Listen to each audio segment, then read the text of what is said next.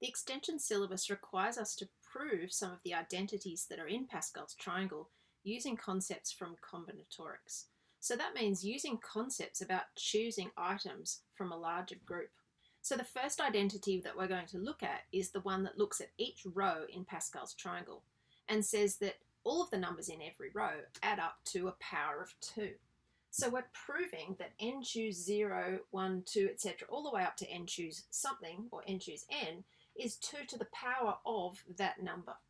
So let's take any row of Pascal's triangle to prove this, and we'll just add the integers together. Now I've picked the row that has 1, 5, 10, 10, 5, and 1, and they add up to 32. And 32 is a power of 2, it's 2 to the power of 5. So now I've written this in this notation, n choose 0. So I've got 5 choose 0, 5 choose 1, all the way up to 5 choose 5.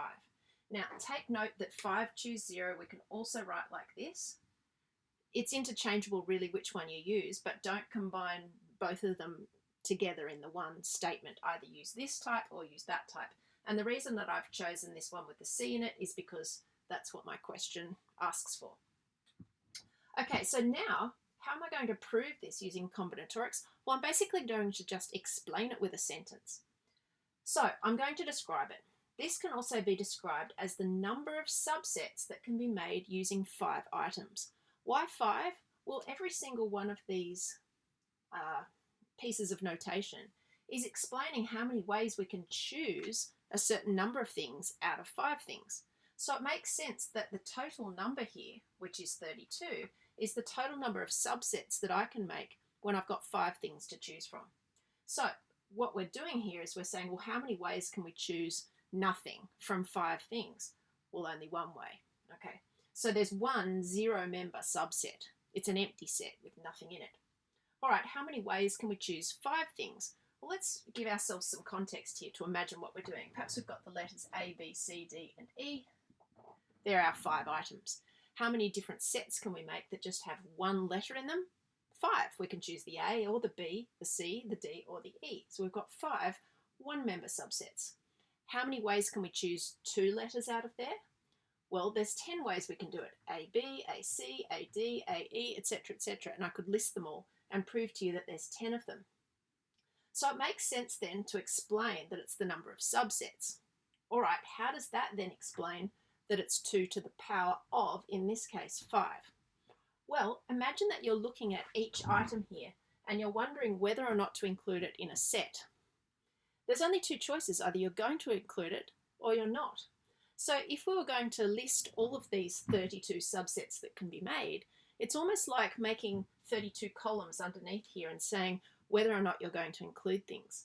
Now for the first 0-member subset, it would be like saying no, no, no, no, and no. All right, we're going to not choose any of those. For the next one, we might choose the A, but not the B, the C, the D, or the E. For the next one, we might only choose the B. And you can see how here, by turning on or off or making a choice of yes or no, we're making subsets here. And we'd have obviously 5 different ones where we're only ticking one of those. Then to make the 2-member subsets, we'd only tick 2 in a row and put crosses on the other 3, and so on and so on. So if there's only 2 choices to make for the first item, there's 2 choices to make for the second, 2 for the third, 2 for the fourth, and 2 for the fifth, then there's 2 to the power of 5 choices. And this harks back to that old idea of a tree diagram. If we've got 2 choices to make, and we're going to make our choice 5 times, then we end up with a tree diagram that has 32 branches on the end by the time I've made 5 sets of branches. Does that make sense? So use sentences to describe one side. This is the number of subsets that we can make out of n items. And then use the number of choices in the selections of those subsets to explain why it's 2 to the power of something on the other side. Now your syllabus explains that you need to be able to prove that identity using combinatorics, which is using those sentences that we've just discussed. And you need to be able to explain why it works. And so using the concept of choosing subsets makes a whole heap of sense. It also relates really well to binomial probability, which we'll look at in Year 12. But while we're on that same identity, let's just look at how we could prove it algebraically. Now, algebraically, doesn't necessarily mean that you have to follow some certain strict criteria. It just means that you need to use some form of algebra to explain it. And the easiest way to prove it algebraically is to use substitution. Now, that's a perfectly valid way of explaining something. Now, we know from the binomial theorem that x plus y to the power of n gives us an expansion that looks like this. And every single term has got n choose something. Those somethings increase until we're all the way up to n choose n. And then we've got x's and y's, where each of the powers add up to make n. The powers of the x's decrease sequentially, and the powers of the y's increase. Well, what happens if we let x and y both be 1? Well, the left-hand side will just be 1 plus 1 to the power of n, and that's 2 to the power of n. So that's given us this.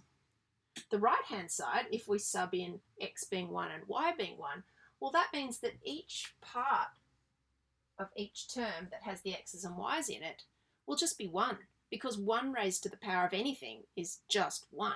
So all we'll be left with are these coefficients out the front, which are these numbers. Now you'll notice that there's two notations. You can write n choose 0 like this or like this. Just make sure if you're going for one style, then use that style on that whole row. Don't sort of mix them and match them.